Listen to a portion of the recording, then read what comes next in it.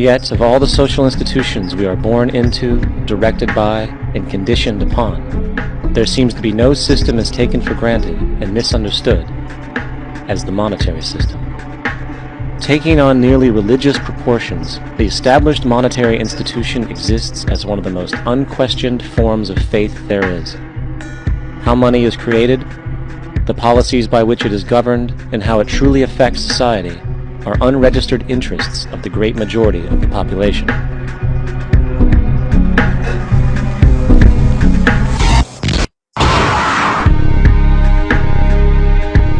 In a world where 1% of the population owns 40% of the planet's wealth, in a world where 34,000 children die every single day from poverty and preventable diseases, and where 50% of the world's population lives on less than $2 a day, one thing is clear: something is very wrong.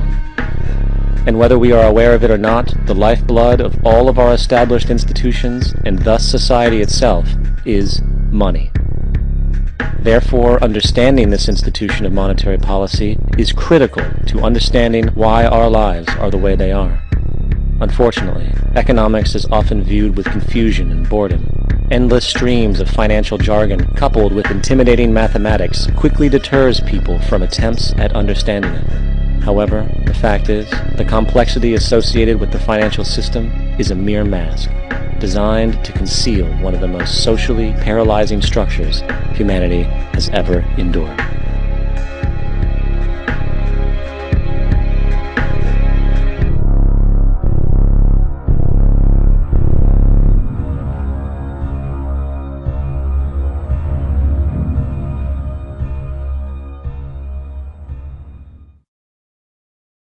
A number of years ago, the Central Bank of the United States, the Federal Reserve, produced a document entitled Modern Money Mechanics.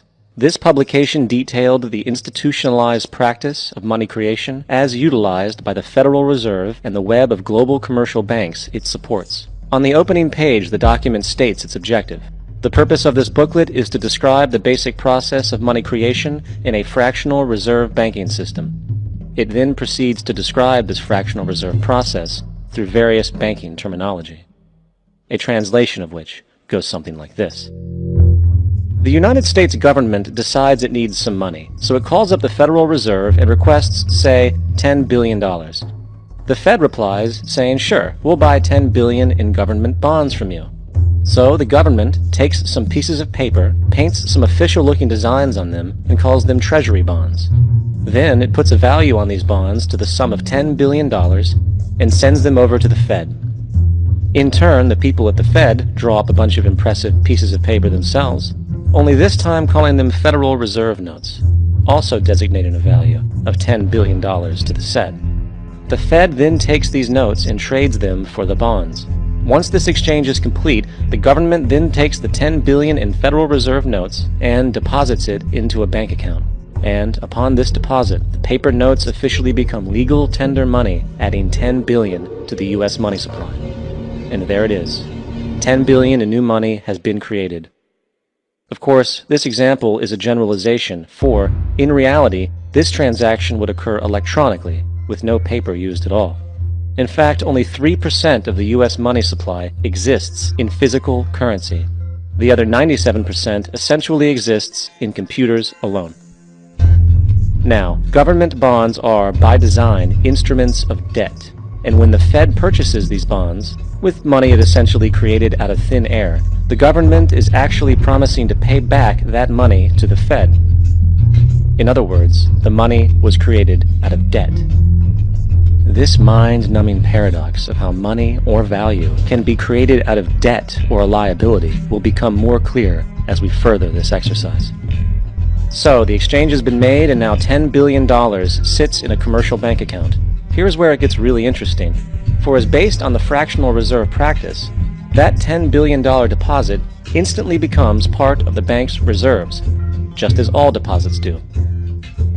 And regarding reserve requirements, as stated in modern money mechanics, a bank must maintain legally required reserves equal to a prescribed percentage of its deposits.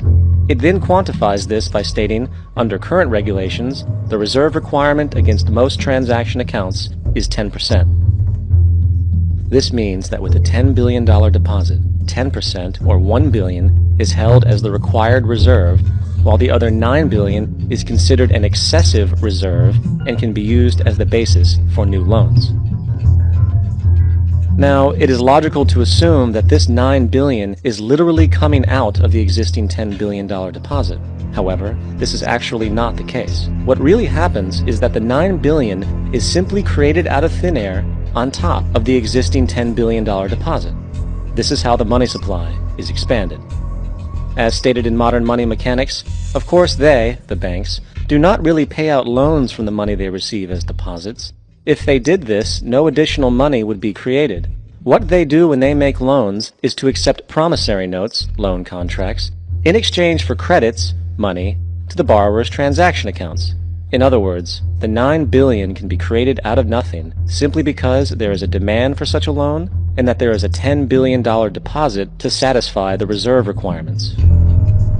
Now, let's assume that somebody walks into this bank and borrows the newly available $9 billion. They will then most likely take that money and deposit it into their own bank account. The process then repeats, for that deposit becomes part of the bank's reserves. 10% is isolated, and in turn 90% of the $9 billion, or $8.1 billion, is now available as newly created money for more loans. And of course, that 8.1 can be loaned out and redeposited, creating an additional 7.2 billion, to 6.5 billion, to 5.9 billion, etc. This deposit money creation loan cycle can technically go on to infinity. The average mathematical result is that about $90 billion can be created on top of the original $10 billion. In other words, for every deposit that ever occurs in the banking system, about 9 times that amount can be created out of thin air. Money jitters. Ask the obliging Bank of America for a jar of soothing instant money, M-O-N-E-Y, in the form of a convenient personal loan. So, now that we understand how money is created by this fractional reserve banking system, a logical yet elusive question might come to mind. What is actually giving this newly created money value? The answer? The money that already exists.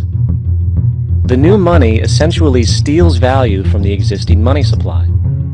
For the total pool of money is being increased irrespective to demand for goods and services. And as supply and demand finds equilibrium, prices rise, diminishing the purchasing power of each individual dollar. This is generally referred to as inflation, and inflation is essentially a hidden tax on the public.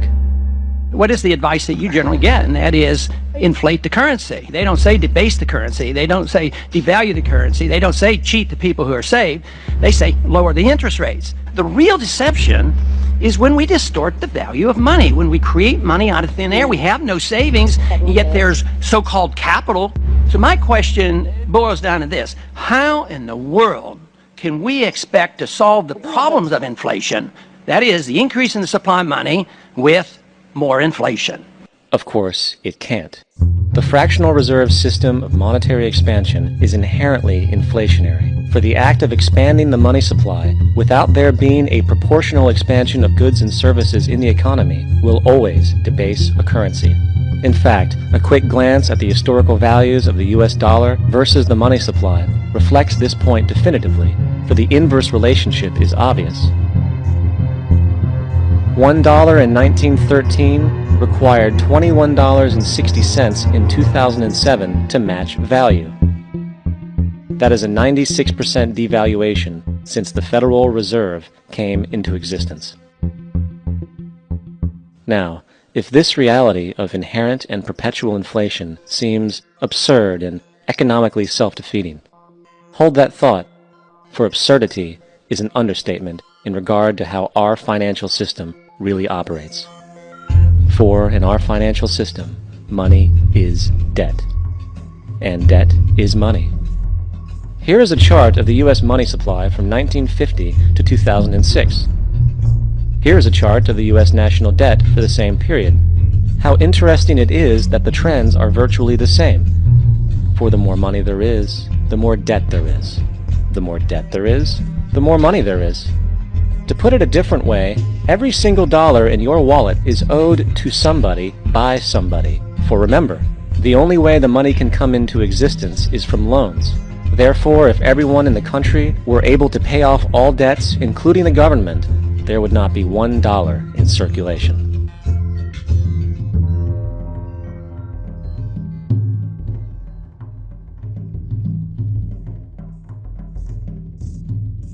In fact, the last time in American history the national debt was completely paid off was in 1835 after President Andrew Jackson shut down the central bank that preceded the Federal Reserve.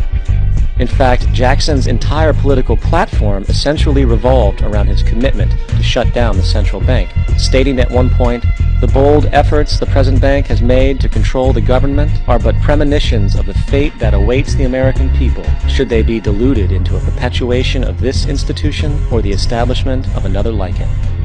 Unfortunately, his message was short-lived, and the international bankers succeeded to install another central bank in 1913, the Federal Reserve. And as long as this institution exists, perpetual debt is guaranteed. Now, so far we have discussed the reality that money is created out of debt, through loans.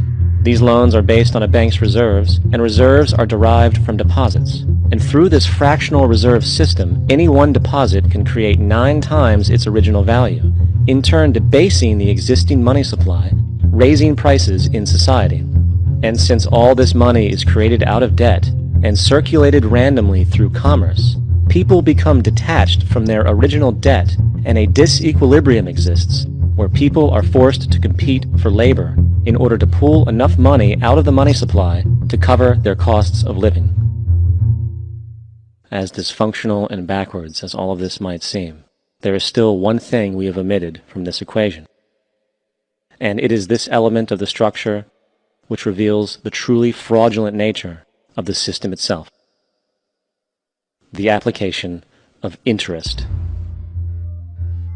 When the government borrows money from the Fed, or when a person borrows money from a bank, it almost always has to be paid back with accrued interest. In other words, almost every single dollar that exists must be eventually returned to a bank with interest paid as well. But if all money is borrowed from the central bank and is expanded by commercial banks through loans, only what would be referred to as the principal is being created in the money supply. So then, where is the money to cover all of the interest that is charged? Nowhere. It doesn't exist. The ramifications of this are staggering, for the amount of money owed back to the banks will always exceed the amount of money that is available in circulation. This is why inflation is a constant in the economy, for new money is always needed to help cover the perpetual deficit built into the system, caused by the need to pay the interest. What this also means is that mathematically, defaults and bankruptcy are literally built into the system, and there will always be poor pockets of society that get the short end of the stick. An analogy would be a game of musical chairs, for once the music stops, somebody is left out to dry. And this brings us to the ultimate question: why?